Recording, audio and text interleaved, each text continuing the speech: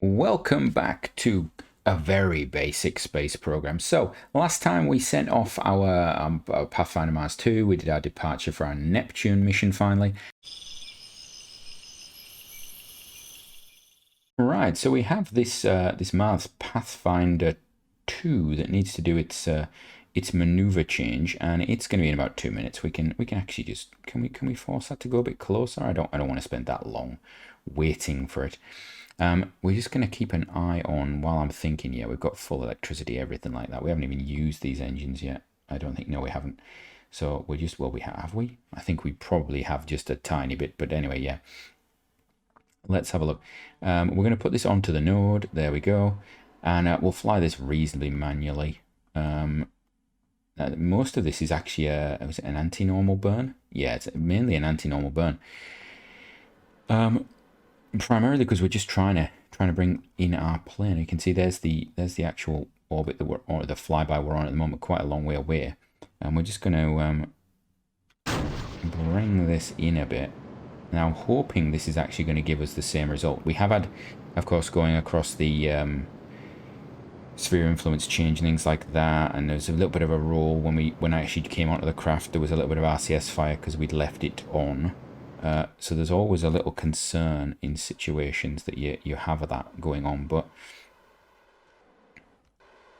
let's see if we can just hold that. Come on. We're gonna turn that off, put it on T, right, there we go. Come on. There's yet more phantom force with this, which is interesting. I'm not a big fan of this phantom forcing that we're getting at the moment, and you can see because of the change we had earlier, I'm gonna have to change that off. Oh, that's going up high. That is high. Right. Damn. That's annoying. So because of basically just the fact that we let it roll earlier with its RCS, it's actually pulled it into a slightly different orbit around the moon and things, and that's thrown us off. That's really annoying, actually. So what we could do is let's actually have a look. Let's add a maneuver. What's this going to be like for us? Capture is going to be 2,000. 2,500. Yeah, we've got that. So then the next question is, once we've captured, how much is it going to be to fix this inclination problem? Let's have a look. Right, so that's about how much it's going to be, which is the second maneuver, which is another 600. So we could, and then it gives us 2,800 to basically rendezvous, which should be easy, actually, thinking about it. So we should be able to do that. And that also would give us orbit with the periaps that would complete the orbital mission and things like that. So yeah, we should be okay, I think. That is an option that we can go for. So I'm happy with that. We're at a reasonable altitude. We can turn the RCS off. We can turn all this stuff off. So I think that's okay. We're coming on the correct side. We're coming around. This is going the correct way as well. Yes, so that's okay. So that's that one set up. Let's get the next one in orbit and send that off to Mars as well. Right, we are just completing the departure burn for Mars Pathfinder Mars 3. You can see it's going to leave the sphere of influence in 2 days there on the alarm clock. And yeah, I'm going to do something a little different this time, which is I'm going to turn that off. We're going to decouple. I'm going to activate the avionics on this. If we stop pausing, thank you. We're going to turn the avionics on here. There we go. So it's now got control. But I'm going to jump back to here. And we're going to put this in radial in. No, radial out. I want to go in radial out, actually, is what I'm thinking. If I go radial out, it should, I think, potentially push my periaps into the planet. We'll see. So I'm going to fire that. I'm going to do that. If nothing else, it's going to actually send me miles away from the target. And then I can jump back. Like so. There we go. Right. So we can get rid of you. We don't need you anymore. We've got Delta V on this system. What I'm actually going to do is I'm going to activate those as well. Right. Now, let's have a look. Have we actually got an encounter. We're going to focus the view there. Do we have an encounter? I think we might have. Okay, right, that's okay. So do that. Yeah, hold that. Right, let's have a look. Can I put me on prograde?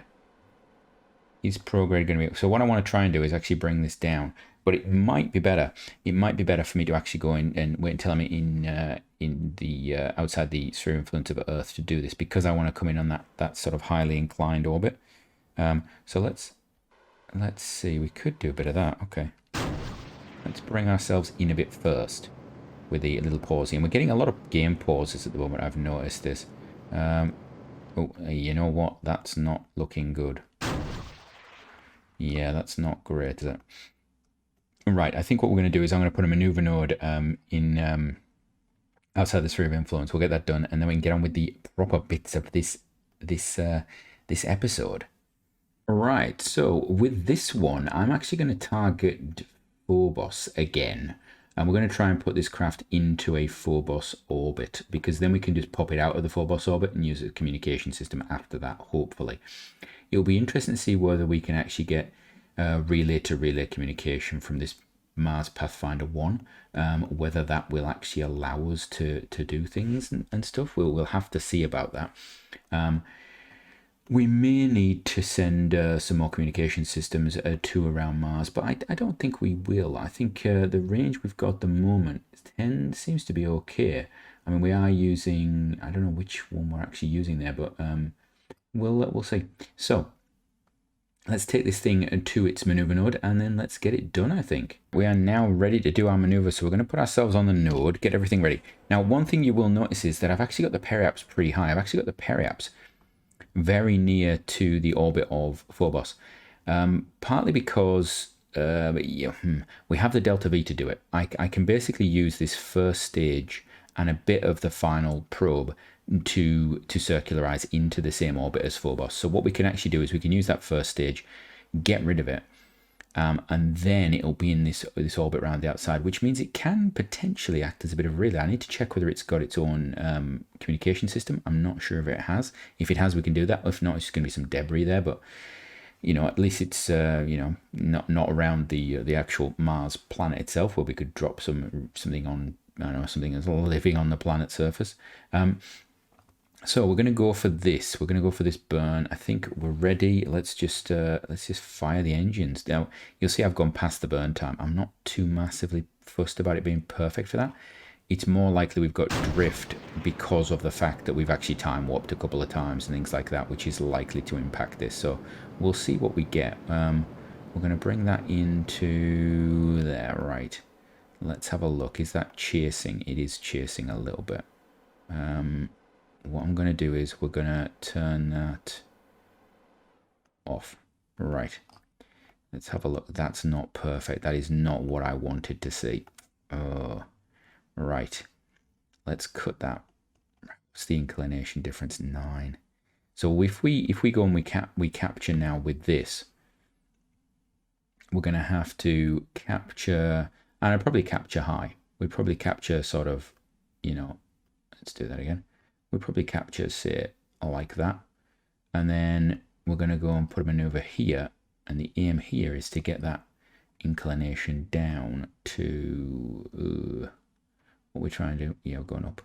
We want to get that inclination down to 0. Or as close to 0 as possible. There we go. That's about right. And what's that going to cost me? So the first maneuver is going to be 3,000. The second maneuver is going to be the 200. So we're going to use that stage bit of that, and then we've got to bring ourselves down again, which isn't terrible. That's doable. The positive is that actually we have the thrust to do that sort of thing. So that's not a massive issue for us. We can do that. So I'm not too unhappy with that. I would have liked the better sort of thing, but you get what you're given. So there we go. Those two are ready and on their way, and they're going to arrive 2 hours apart, even though we launched them 10 days apart. In fact, Mars Pathfinder 3 is going to get there first. Now that is interesting, isn't it? Because it's going to potentially do the first burn as well, because it's not going as... it'll be interesting to see when their actual where their burns are going to be. They could end up being really, you know, right on top of each other, depending upon how it works out. Right, so next thing, we have to launch some stuff to the moon. While our latest moon rocket is rolling out under the pad, though, we do have some science to spend, and we've completed some science. We've got some science going on. So we've got the surface science completed, which gives us the high resolution film camera. It's always something worth putting up there, isn't it? And we could potentially put it up. You need minimum, maximum. Okay, it's got to be in an interesting location. And I believe, does it transmit? Does it transmit? We'd have to have a look at that. Oh, here we are. It has sample mass 2. Oh, yeah, it has 1. And we don't want that. We don't want the high resolution one. It doesn't transmit. What we want is probably, if we got it up here, yeah, does this one transmit? Data, yeah, it transmits. It takes 20 years to do the whole thing. So yeah, we want the ultra high resolution one. That will also include those experiments as well, so we can get those done and transmitted. So we'll probably want to send some of those up. They are quite big on the data transfer, if I remember rightly. Yeah, there we are. So needs a certain minimum radiation, maximum radiation, and it generates enough for basically we can dump that through the system if we need to. That's not a big killer for us. So that's something we can look forward to. We have got these upgraded. That's wonderful. I think have we paid for them? Have we done the thing that we need to do? Yeah, we have. Wonderful. Right. Next, do we push on with the spatial? I do really. I feel like do. You know what? I'm going to treat myself because we're getting quite a bit of science now. We're gonna treat ourselves with this. I'm gonna hello. Give me that. Thank you. And then I want this one. Yeah. Right. 200. And then that there. Right, so I need a little bit more, and we get the space shuttle cockpit and everything, which I think would be quite cool to have. We might build something with it. We might build just because we can. Or we might do something at the end of the series. I don't know, but I quite like the idea of having a space shuttle. Don't know why. I mean, I know we don't have space station bits. In fact, you know what? I'm going to get the space station bit. Because it does give us sort of habitation modules and all that sort of stuff, which would be good to have. And what's this called? Early space. How is that space station development and that's early space stations with the, it's interesting. And modular space stations comes with more module bits. Oh, they're quite large and nice. Right, I think we may push down there as well. We're gonna see what fits in the shuttle bay. Actually, I'd have to have a look at that and see what it will fit inside that cargo bay. All right, that's that done. Let's go launch a rocket, I think. Welcome to the launch pad. I'm actually going to show you this launch for once. I've not been showing a lot of the launches. We can get rid of these vessels that have been built. I've not been showing a lot of the launches, but this craft in particular is, you will see, stood on the launch pad. We're on the yellow warning. This is not a huge rocket, and it's generating a lot of... yeah, it's definitely impacting things. I think it's because it has multiple avionics units, and I always think that avionics units seem to have a massive impact on frame rate, just a huge impact on frame rate. So we'll see if this continues all the way up. I think once you combine engine fire with avionics, I think you get a horrible combination. And I'm not going to show you the transition times between screens at the moment, but it is bad, particularly for this craft. So yeah, I'm acutely aware of the challenges that are going on right now with this series. Oh, that's not ended well. Right, well, we don't have a fairing anymore. I'm going to assume that we're okay. I'm going to assume that we're going to be okay. But some would say that is an error. I'm not entirely sure why that's happened. I should have checked. Obviously, I normally have the fairing separate. It's normally set on a different thing. So we will see. We will see what's going on with that. It could be interesting, could be not. We might end up crashing this thing. Technically, those satellites are ruined right now. Let's be entirely honest. They're going to be annihilated through the atmosphere. But we'll play nicely. Yeah, this first stage is exceedingly noisy. I apologize now. If I remember in post, I will try and bring that volume down. If I don't, please shout at me and tell me that I did not do it. What we're actually going to do though is, and I love the way the sound doesn't speed up when you actually hit the speedy up button on this. You actually physically time warp. It doesn't speed up the rocket sound, because I suppose it would probably go high pitched if you did it, wouldn't it? Which would mean you'd have really high pitched whiny engines. which would be, I think, would be quite fun, actually. I think it'd be quite amusing. It'd be like, you know, Benny Hill goes to the moon or something like that. All right, we're just going to turn this thing over a little bit. If, for those of you who don't know who Benny Hill is, don't bother Googling it. You won't like it. Right, we're going to take this thing up into the atmosphere, and yeah, we're now still in the thick atmosphere. At some point, we may actually get out of this. I'm going to put it down at 15, I think, if we don't have a pause there. That was a beautiful little pause that it had. There we go. We'll get rid of the noisy engine. Woohoo, yay. Get the slightly less noisy engines. Woo. All right, we can hear ourselves think a little bit more now. So you can see on here we have 6 outer satellites and 1 inner satellite, so 7 satellites. The middle one is actually just there as a backup. I should only need 6. In fact, technically I only need 4. But I like putting multiple numbers in orbit around things, just because, particularly at certain, if I want to change the altitude to these things, it gets a bit easier. Now, I'm probably going to put them in a ring, a single ring, sort of equatorial. I don't, you know, I potentially could go really clever and I could put them in like Walker Star or something like that, something really interesting. I'd need a few more. I think Walker Star you can do with 6 or 8. I could do some interesting, you know, constellations with them. I could do sort of like GPS, but I'd need a few more, quite a few more, in fact. So, you know, we could do multiple shells. I don't think I'm going to do that. What I am was tempted to do was do 4. Oh, and we've got to finish that. Thank you. I was tempted to do, for example, 4 and 3. So have 4 in a sort of standard planar orbit around the equator, and then 3 more below those in a sort of either in a stagger or something, just to act as redundancy. We may do that. I haven't decided. Again, it depends on what this stage does, actually. We may end up just trying to get them into orbit and just hoping that they're right there, that there's just a, you know, a physical mass of them there that allows us to do these things. What I am going to do is just bring this down a bit, because I don't need that much going on. There we go. Put it to 5. So we've got 2 minutes on this. In fact, you know what? Put it down to 0. I need to pull this up a little bit. There we go. Just pull that up, because I've just noticed my relative inclination. And today, ideally, I would like to get my relative inclination as close to 0 as possible. Would be really nice if we could do that. I'm not sure if I will manage it. We will see. We're coming in reasonably. And of course, you've noticed I've done most of this launch at a stupidly high time warp, which is, you know, obviously the sensible way to do this. I'm also slightly out of sync there. Just do that, and then I'm going to get ready to cut the engines, because we're gaining quite a bit. We're going to have a bit of a lopsided orbit, actually, but I don't really mind about that, to be fair.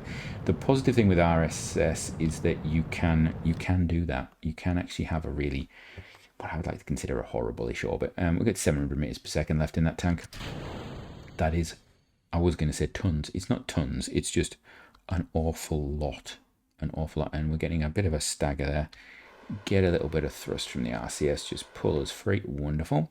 And then we'll turn that off. Right. So now we're going to do, I'm going to intercept. I'm just going to be cheeky and go intercept with Hoffman transfer. Right.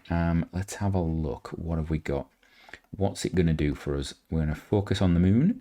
Focus view, and then we're going to have a look. So you can see there's Mach 1 in its sort of polar orbit there.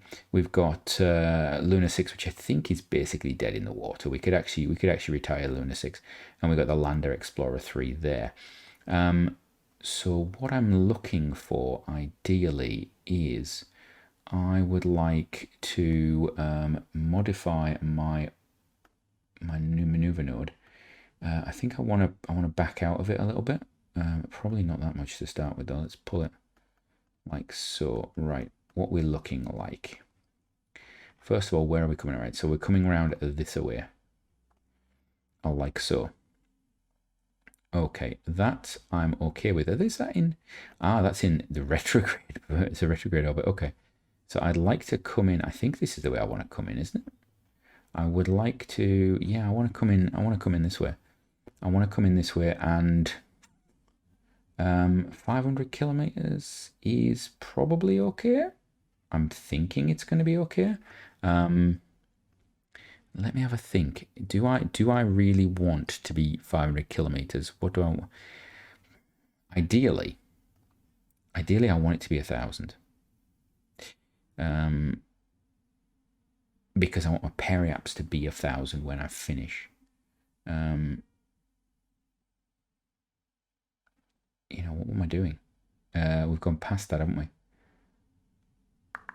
Let's just no, we're gonna go around again. Let it go around again. Rendezvous planner, intercept with Hoffman transfer. Oh, because it's not past the thing there, right? Okay. Move on, not. Right, we're gonna just do a little bit of timey-wimey warpy. There we go. A little bit more. 3 minutes. There we go. Right. Intercept with Hoffman transfer. That's perfect. Wonderful. Right. Let's do this again. So that's an interesting thing I have now learned, which is that you may be past the start of the burn time, but if you aren't past the node time, it will keep telling you got to do it, which is a glitch that well, not a glitch. It's something that came up in the previous episode of I don't know if it's this or something else.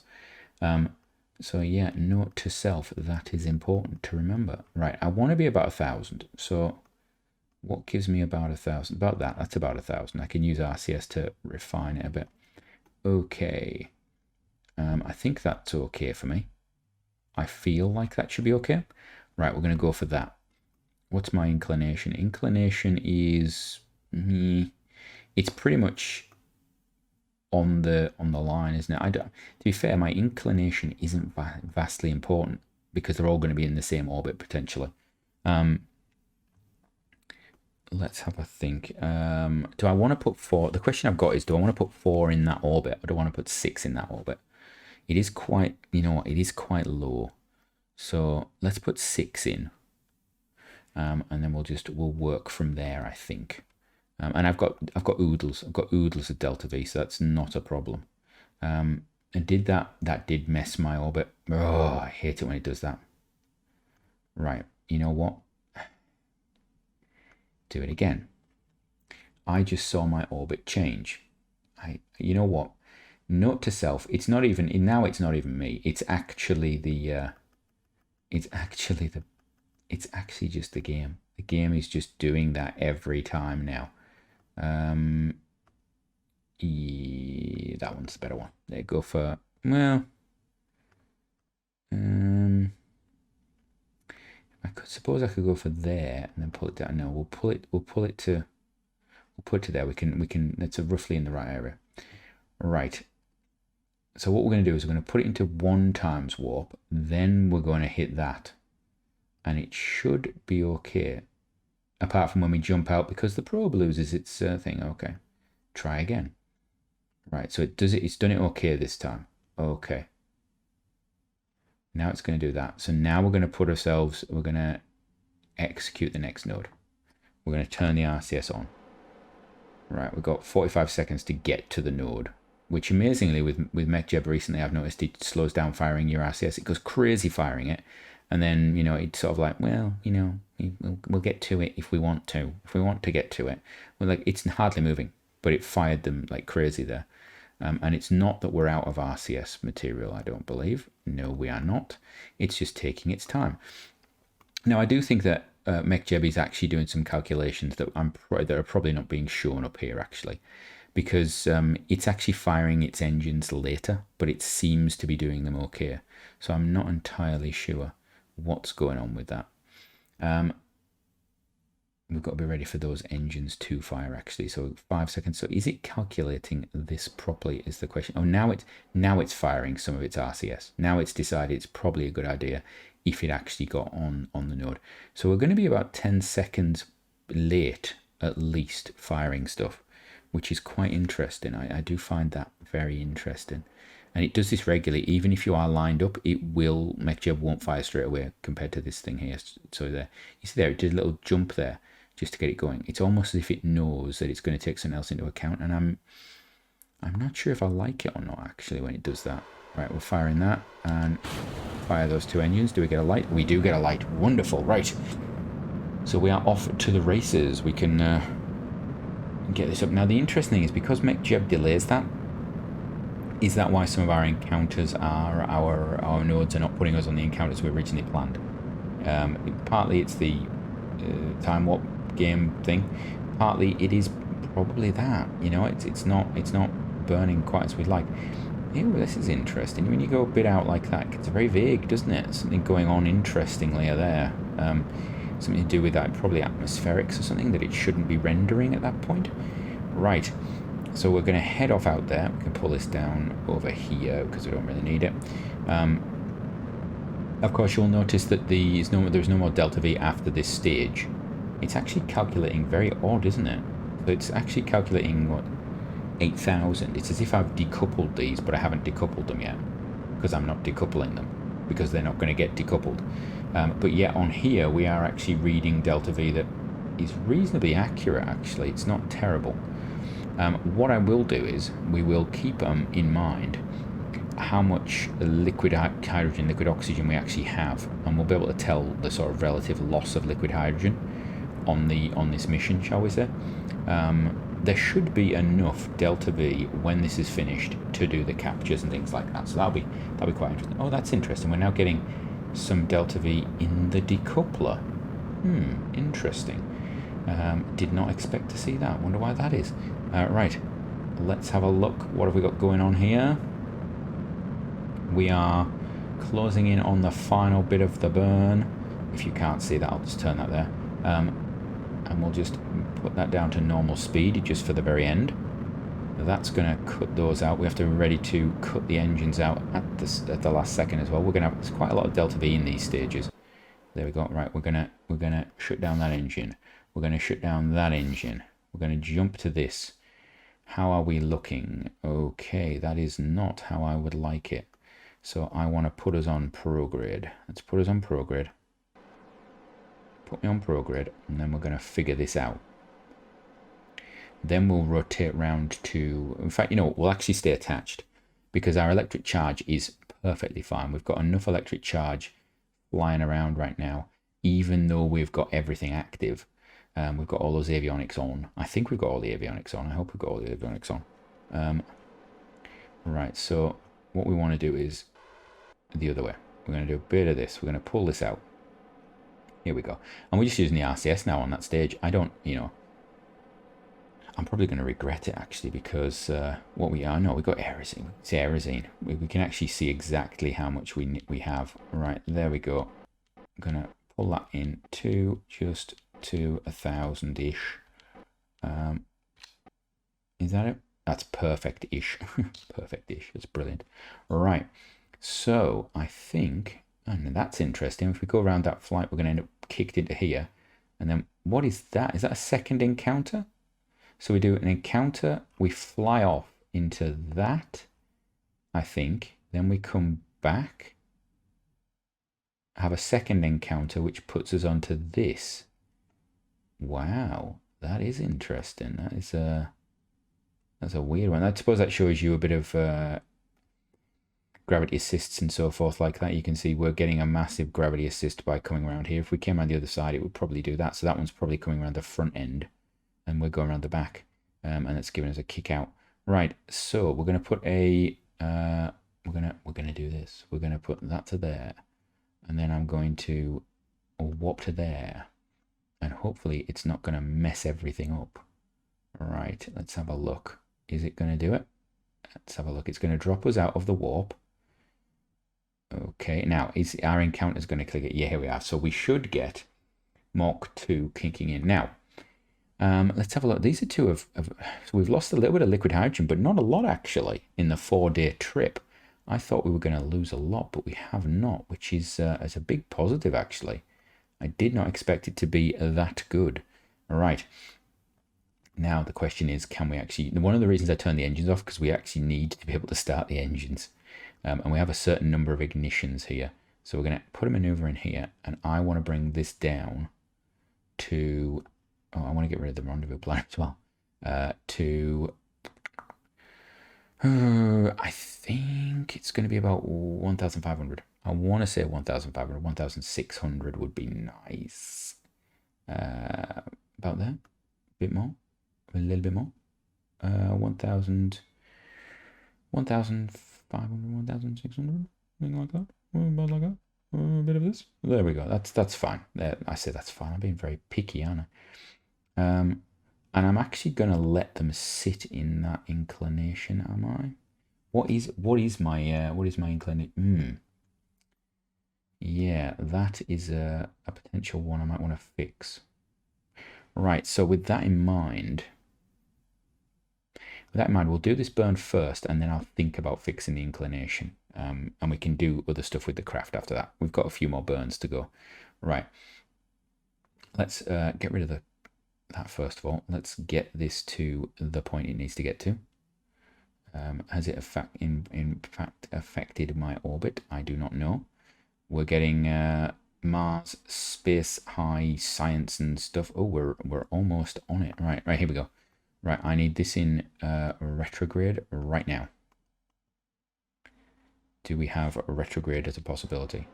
How much RCS? I do not have a lot of RCS left. This is going to be a bit tight. So what I'm going to do is I'm going to let it slew round, and then I'm going to put it. I'm going to fire the engines. Yeah, I'm going to fire the engines. I'm going to activate. We're going to fire the engines. They're going to fling it round for me, so I don't have to use the RCS. And then we're going to stop it when it gets to where I need it to be. Right, here we go. Here we go. I'm not too worried about the accuracy level of this, because it's going to be roughly okay, I'm sure. Right, here we go. How much? We've got quite a lot of fuel left for this, actually. It's quite good. Right, here we go. Come on, bring it down. Bring it all the way down. So this is going to be our communication system, hopefully with everything that we need. And of course, it is. We're not using directional antenna. We're using omnis and only omnis. There we go. Perfect-ish. I could do a little bit more, but we'll leave that as is now. There we go. Right. Next step is I need to look at inclination and go, can I fix my inclination? Right. What about this? Is this going to fix it? This is going to improve it a little bit. So what I've just done is I've put a maneuver on where I think the inclination change needs to be, and I'm actually miles off, I can tell already. So what I need to do is, this is the way I do it anyway. If you don't know where your ascending, descending node is or anything like that, put one where you think it's going to be, and do the manipulation normal, anti-normal until you get it as low as you can. Okay. So here, for example, I know I can get it down to about what? 11 point, I think it was 7 or 8, 11.7.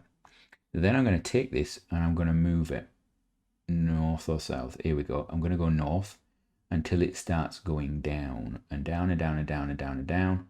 And then we're going to find where it starts to go up again, which is there. And then I'm going to, again, play with it a little bit. And do I need to put some more in? And we can take it down to, from that, we've got it down to 0.9, 0.8, and then I can just come back a bit. There we go, 0.3. Do I need to go up or down? And go down, and there. Okay, so 0.1. Right, 0.1 is the one. That's the one there. And then we can have a little look at that. It's going to be 3,000, which is a bit of an annoyance, and 1,100. So what we will do is we'll do a burn here. And then we're going to pull that back once we've got everything sorted, which is cool. Hopefully we will have the delta V for it. So let's have a look. We're gonna spin this forward in time. Let it run forward. Oh, there we are. Right, now I want to. This is actually good. This is good because we're actually going to be able to put ourselves close to that node with very little RCS requirement, which is really nice actually. That's good. I like that. So there you are. We're going to be pretty much on it. Perfect. That could not have worked out better for us, actually. Now, of course, if we run out of RCS fuel here, we can use these craft at the top. We could activate them and get them to do it for us. It's not going to be as good, but yeah, we could do that. Right, so we're going to, let's see, how early do I want to go? So it says the node's in 30 seconds. Burn time is going to be at 30. It's having us basically burn to the second. I don't like that. I'm going to just fire it now, actually.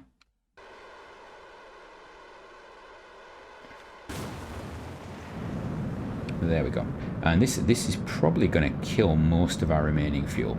Oh, actually, maybe not. Maybe not. I mean, here it says we've got 4,000 left. But, you know, stuff and things.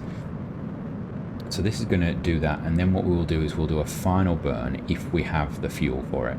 And use the RCS just to put our craft exactly where I want to put it. And then we'll start doing our stuff and things that we need to do. Inclination coming down. There we go. 2 is fine. Turn that off. Right. Get the RCS off. And we've induced a little roll, which is annoying, but we can work with that. Right. Now, that's okay. That's too high. So I want to put this in. I actually want to put this in a retrograde. And I'm keeping an eye on both of these. Because what I want to do is I'd like that to be 1,000. I'd like that to be about 1,600. If it's not, that's not killer for me. We can potentially work with it, but I'd like that to be lower. And I think we can do that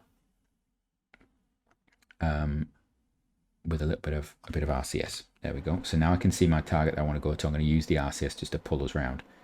And then I'm going to basically try, let's have a look. We're going to have to do it on the other screen because I don't think you can activate engines on this one. Oh no, you can't stage. That's what it is. Right. So we're going to go firing that. There we go. Bring that down to 1.6. Oh, it's a bit too far actually. So we're going to go, what's our RCS? Oh, RCS is terrible. That's terrible. We could go a little lower there. We could go, but you know what? I'm happy with this actually. We've got 7. We've got 7 of them. We could actually just use all 7 and see how that spacing works. Yeah, it's not going to be perfect. Is it? Is it by far? 98. That gets interesting, I think. I think we'll come around to here. What do I need to put that up to get this up to? So for that to be 98, thank you. What I would actually need to do is, that's about right, isn't it? 27 meters per second. Oh, that's nothing. That is nothing.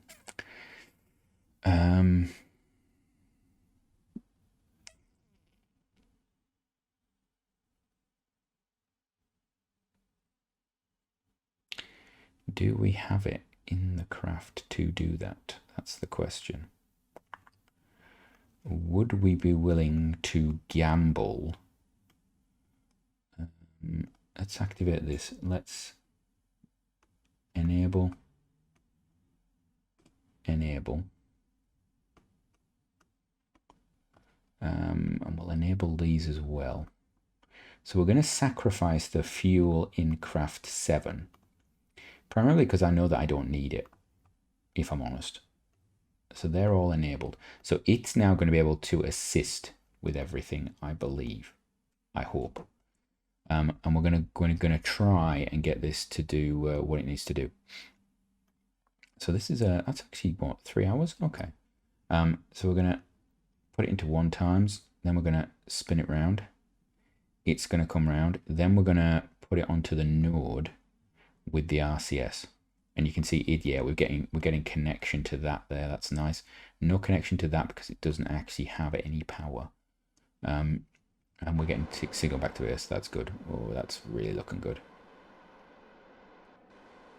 Yeah, we have. Yeah, these things have got signal back to everywhere.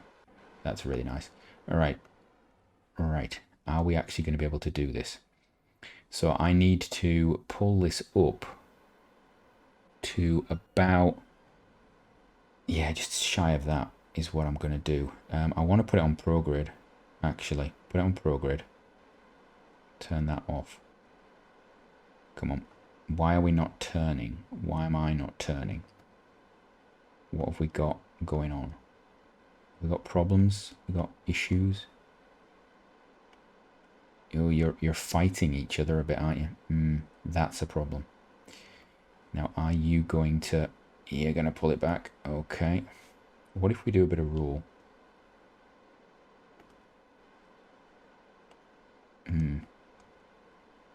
You know what? I'm willing to fire an engine. I am willing to fire an engine right now. Oh, that's a little bit. That's a bit more. How many more lights have I got on this, actually? That's the question. There we go. That's it. That's all we need. RCS off. Right. Normal minus. RCF's on. So this thing is really not having fun, is it? That is interesting. In fact, it's really, really not having fun. So I'm gonna... Can I control...